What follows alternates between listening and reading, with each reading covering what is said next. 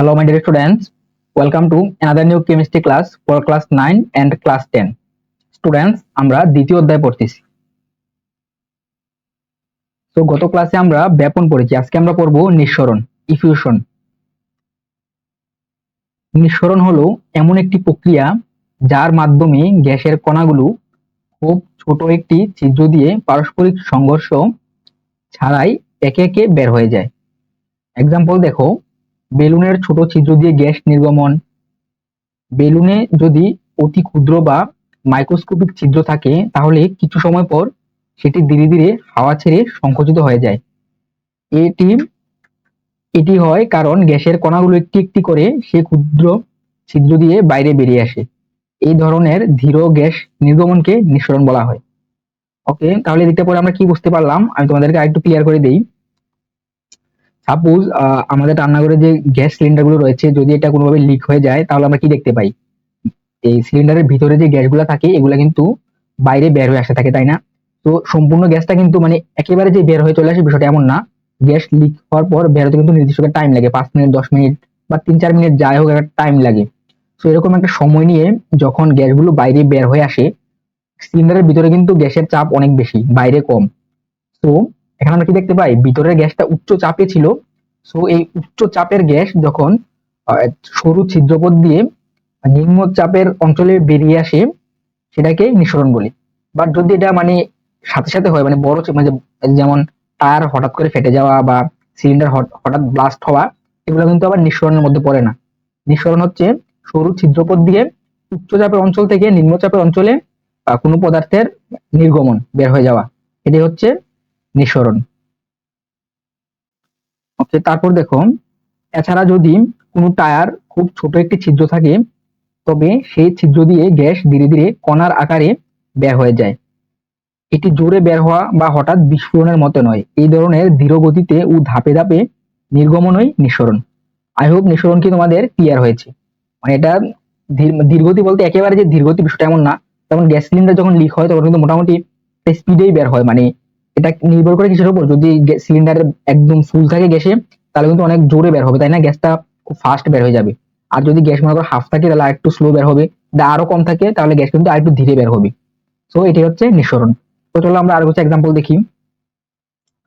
আচ্ছা, এখানে দেখো নিঃসরণে আরো কিছু এক্সাম্পল আমি বলতেছি। সাপোজ আমাদের রুমে অথবা বাসায় যদি আমরা পাকা কাঁঠাল রাখি তাহলে কি হয়, মানে আমরা কিন্তু গ্রান পাই, পাকা কাঁঠালের গ্রান। তো গ্রানটা যে পাই এখানে কিন্তু দুটা পর্যায়ে থাকে। প্রথমত কাঁঠালের ভিতর থেকে, মানে কাঁঠালের একদম মাঝখান থেকে বা ভিতর থেকে কাঁঠালের যেই কি বলবো ছোলা বা চামড়া যেটি বলি, এটার মধ্যে এটা দিয়ে তো ফার্স্টে গ্রানটা বের হতে হয়, তাই না, ভিতর থেকে। তো এই ভিতর থেকে মানে বাইরের পরিবেশে আসতে ওইটা হচ্ছে নিঃসরণ। বাইরে মানে চামড়ার বাইরে বের হওয়ার পরে মানে তারপর যে পরিবেশে ছড়ায়, মানে বাতাসে ছড়ায়, ওইটা হচ্ছে ব্যাপন। তো নিঃসরণ কি তোমরা বুঝতে পারছো? তাছাড়া আমরা যখন পারফিউম স্প্রে করি, যখন আমরা স্প্রে করি তখন কিন্তু নিঃসরণ ঘটে, কারণ ভিতরে অনেক চাপ থাকে। ওই চাপে গ্যাসটা বাইরে বের হয়ে আসে। বাইরে বের হওয়ার পর তারপর রুমের চারদিকে যে মানে কোনো বাধাহীন ভাবে ছড়িয়ে পড়ে, ওটা হচ্ছে ব্যাপন। তো এখানে দুটা পর্যায় ঘটে। তো এখানে নিঃসরণ কি তোমরা বুঝতে পারলে?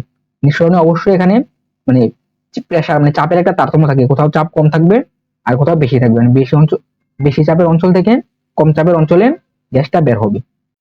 ওকে, তাছাড়া একটা বিষয়, যখন মানে গ্যাস সিলিন্ডারের ভিতর থেকে বের হয় আর তখন কিন্তু গ্যাসের ক্ষুদ্র অণুগুলো যেগুলো রয়েছে এগুলো কিন্তু নিজেদের মধ্যে নিজেদের কোনো সমস্যা ছাড়াই বের হয়ে যায়। মানে নিজেদের মধ্যে ওভারল্যাপ বা কোনো কিছু হয় না, একটা একটাকে বাধা দেয় না, স্বতন্ত্রভাবে ভিতর থেকে বের হয়ে আসে। বাট এখানে বাধা পায় হচ্ছে সিলিন্ডারের যে সরু ছিদ্রপথ, এই ছিদ্রপথে কিন্তু এগুলা বাধা পায়। যদি ছিদ্রপথটা একটু বড় হয় তাহলে আরো ফ্লুয়েন্টলি বেরোতে পারবে এগুলা। ছিদ্রপথ যত সরু হবে তত কিন্তু মানে কি নিঃসরণের পরিমাণ কমবে, মানে মানে সময় লাগবে অনেক নিঃসরিত হতে। ওকে, তারপর এখানে দেখো নিঃসরণের ব্যবহারিক প্রয়োগ, practical use of diffusion. Gas cylinder ও পাইপলাইনে লিক শনাক্তকরণ। গ্যাস সিলিন্ডার বা পাইপলাইনে ক্ষুদ্র ছিদ্র দিয়ে ধীরে ধীরে গ্যাস নির্গমন হলে তা নিঃসরণের মাধ্যমে ঘটে। এই ধীর গ্যাস নির্গমন পর্যবেক্ষণের মাধ্যমে লিক বা ত্রুটি শনাক্ত করা যায়। সাবান পানি দিয়ে এলপিজি সিলিন্ডার এর বাল্ব ও লাইনে নিয়মিত লিক টেস্ট করা যায়। যেমন গ্যাস সিলিন্ডার বা পাইপলাইন সাবান পানিতে ঢেকে ফেলা হয়। যদি ছোট ছোট বুদবুদের মতো কিছু দেখা যায় তাহলে বোঝা যায় সিলিন্ডারে বা পাইপলাইনে ক্ষুদ্র ছিদ্র আছে যা দিয়ে ইফিউশন হচ্ছে।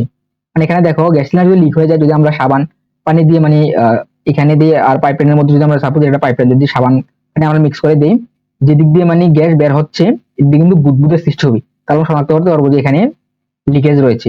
অথবা যদি আমরা একদম বাল্বের মধ্যে এখানে দেই, তখন এখানে যদি ছিদ্র থাকে তাহলে এখানেও কি সাবানের ফেনার মতো বুদবুদ সৃষ্টি হবে, তো তখন আমরা বুঝতে পারবো এখানে লিকেজ রয়েছে। সেভাবে আমরা নির্ণয় করতে পারি লিকেজ। ওকে, তারপর হচ্ছে গ্যাসের মূল আর ভর নির্ণয়। দুটি অজানা গ্যাসের ইফিউশন হার নির্ণয় করে গবেষকরা তাদের মূল আর ভরের তুলনা করেন। হালকা গ্যাস দ্রুত বের হয়, ভারী গ্যাস ধীরে। আর এইভাবে জানা যায় কোন গ্যাস কতটা ভারী।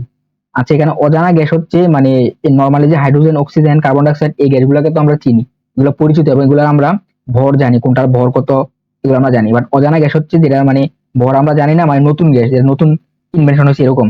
তো এগুলা জানার জন্য আমরা কি করতে পারি, মানে এগুলাকে একটা সিলিন্ডার মধ্যে নিয়ে আমরা যদি নিঃসরণ ঘটাই, তাহলে যেটা দ্রুত বের হয় দ্যাট মিনস কি এটা এটা হালকা, আর যেটা লেট হয়েছে মানে বের হতে টাইম টাইম নিছে এটা হচ্ছে ভারী।